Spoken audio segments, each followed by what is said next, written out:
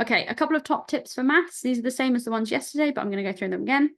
Make sure you can rearrange the subject of an equation.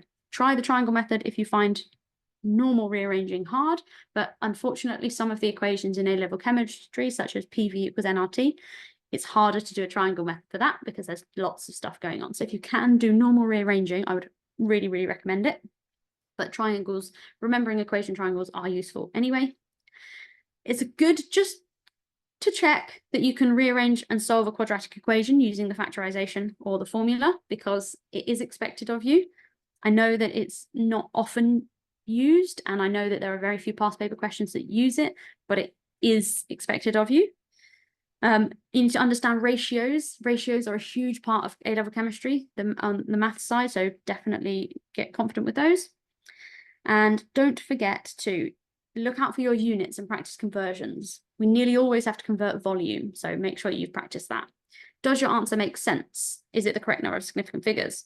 Have you got the signs right, particularly in entropy calculations? Because the number of times they go wrong and students lose marks is frustrating as an examiner.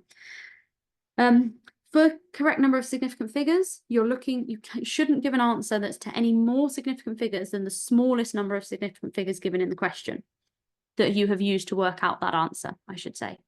So if you've been given some numbers and you haven't used those numbers, then we don't care about those. We're looking at the numbers you've used to come up with a calculation answer. What's the smallest number of significant figures given? That's the number of significant figures you need to give your answer to.